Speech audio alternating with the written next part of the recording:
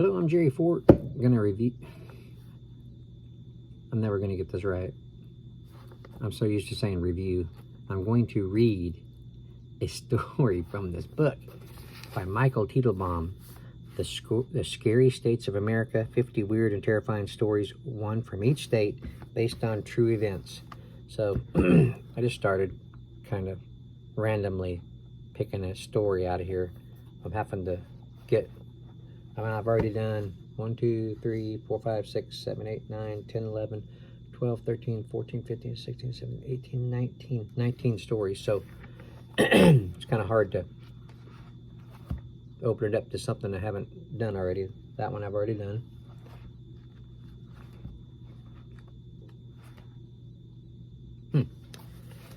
Illinois. Illinois. Let's mark it off.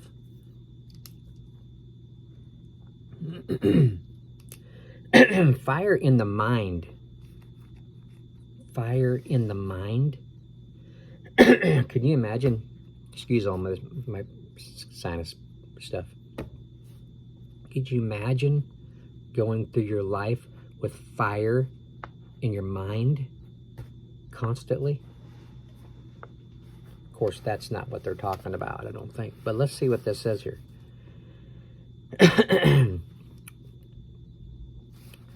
My good bud Cub Maniac from Chicago is not only a serious baseball fan, but also a huge freak about the paranormal. He emailed me a story about a 12-year-old girl named Megan Farron, who contacted him. Megan and her dad, Pete, live in Chicago now, but the story she told Cub Maniac happened to her in a small Illinois farm town called Macomb. Here's the story Megan told him. Everything bad started when my mom got sick and died about a year ago. My mom, dad, and I used to live in Chicago. I really liked it there. I had lots of friends and I liked my school. Things were okay. My dad and I are back there now, but for a while after mom died, we went to live with dad's brother, my Uncle Bob, on his farm in Macomb. That's when all the trouble started. I think my dad just needed a break from the city, but I hated life on the farm. There was nothing to do. The only kids around were my cousins, 8-year-old Jenny and 6-year-old Scott. I felt like a babysitter when I hung out with them. I missed my friends, but mostly I really missed my mom. I couldn't figure out how to live without her. I was sad all the time, sad that mom wasn't there anymore, and my headaches got worse. Much worse. I've always had headaches since I can remember, but not like these. One night, Dad, Uncle Bob, and Aunt Angela went into town.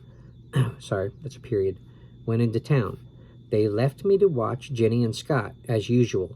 Jenny pulled out one of her little kid board games, and the three of us began to play. Then Jenny started asking me about my mom.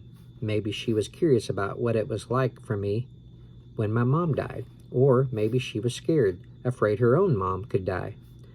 Whatever she was thinking, I wasn't ready to talk about it.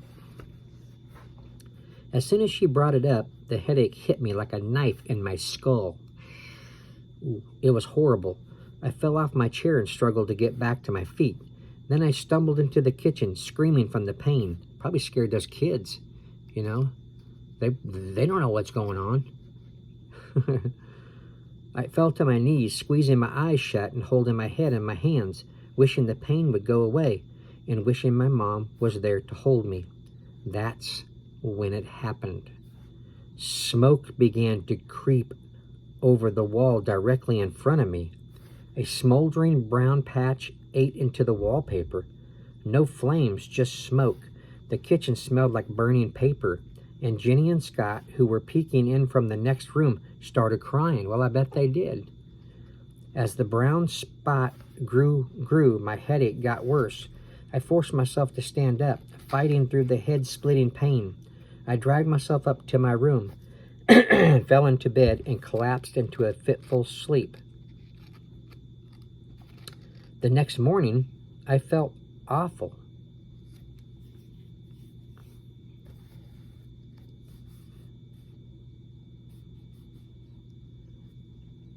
So the kids were just left unattended while she fell off asleep.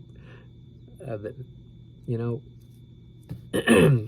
how old were these kids?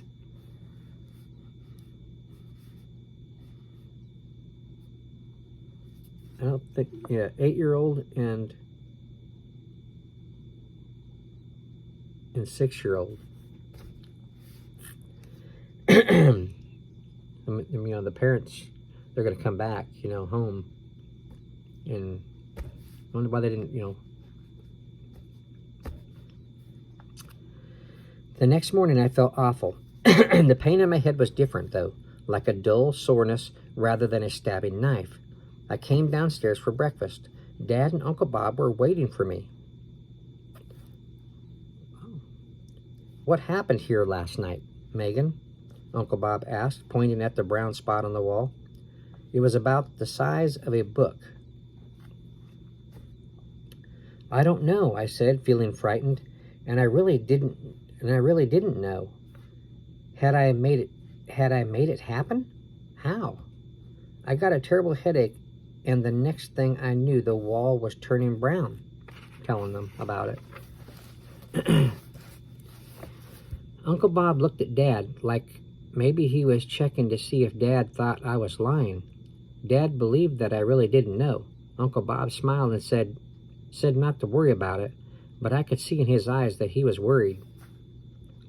Things only got worse from there. A few weeks later, I was alone in my room reading one of my favorite books.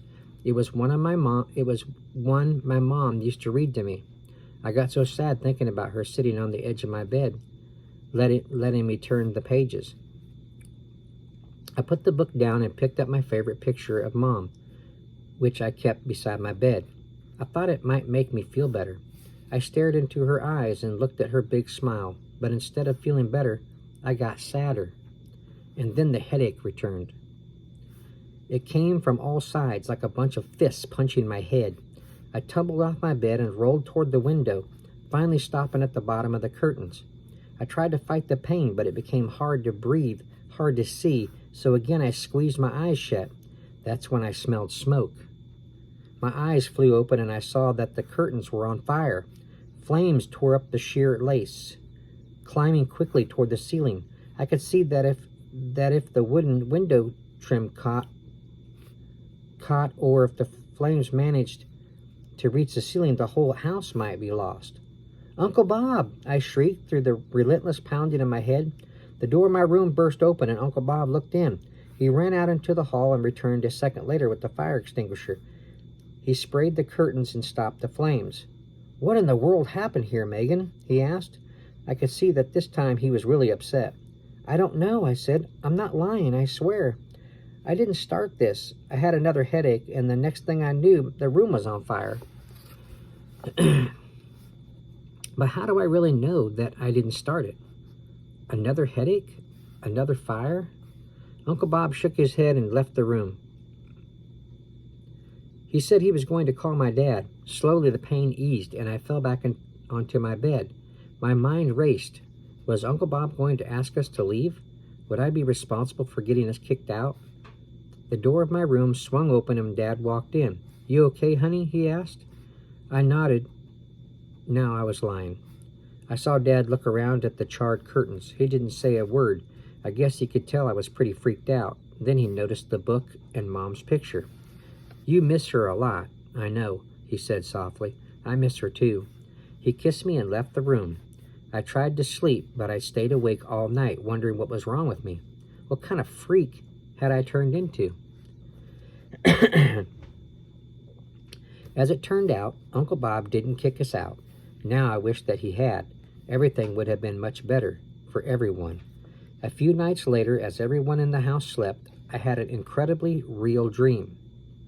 I was with my mom, and we were in Grant Park, my favorite spot in Chicago. We were running around the fountain, laughing. I felt a rush of happiness, like I could take off into the sky and fly around the whole city. I woke up suddenly, ripped from my beautiful dream by the most severe headache I'd ever had. My perfect day with Mom was just a dream. She was dead, and nothing was going to change that.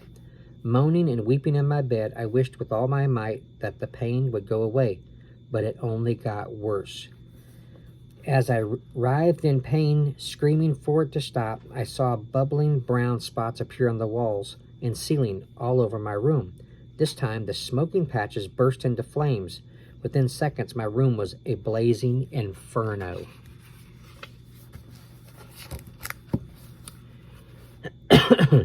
I sat up in bed and wrapped my arms around my knees. There was no way out. I was going to die. Maybe that was okay. Maybe I would be with Mom again. For some reason, I was calm. I felt I was no longer in any danger. Every smoke alarm in the house was screeching. The door of my room flew open, and to my horror, I could see that the rest of the house was on fire too. "You get out!" Dad shouted over his shoulder to the others. "I'll get Megan."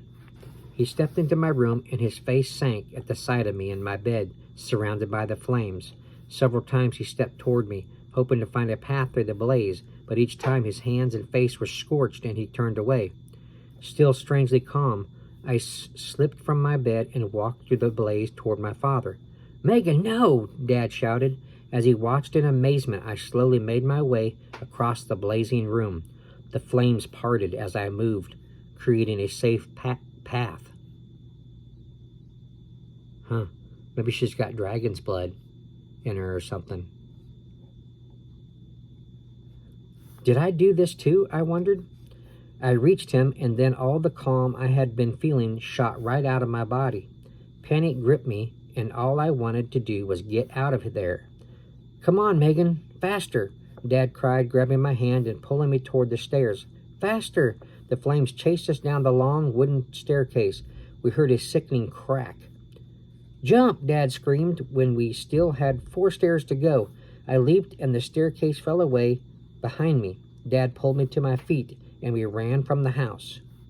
Joining the others outside, I could only look up through my tears at the burning house and wonder if all this was my fault. Of course it was. What other explanation could there be? The fire department eventually arrived, but they were too late. The house couldn't be saved. Fortunately, no one was hurt, but Dad and I left to go home to the city a few days later. We never heard from Uncle Bob again. The doctors here tell me that I'm still angry about my mother leaving me. They say that terrible grief can push the mind to extremes. Fire starter. You can use your mind to start fires. I like the doctors here. They're nice. They let me talk about Mom as much as I want. Dad visits me every day, and we talk about what we'll do when I get out of here. When visiting hours are over, the nurses come and let Dad out of my fireproof room. Wow. Got pretty serious. Excuse me. So there you go. Illinois. Fire in the mind. It was kind of that way, like I said in the beginning. That the headaches were so bad that it was like fire in your mind. But some of those chronic headaches, or what do you call those headaches that are real bad? They're just severe. Shoot. Migraines. I've heard those can get really bad to the point where you are about writhing in pain. So there you go. The Scary States of America, 50 Weird and Terrifying Stories, one from each state, based on true events, by Michael Teitelbaum. If you're into paranormal type stuff like this, you collect these type of books, and paranormal, paraphernalia. Buy you one of these books for your collection. I think you'll enjoy it, reading these stories again. Michael Teitelbaum would appreciate, you buying one of his books. I thank you for watching. Appreciate that, and we'll see you on the next one.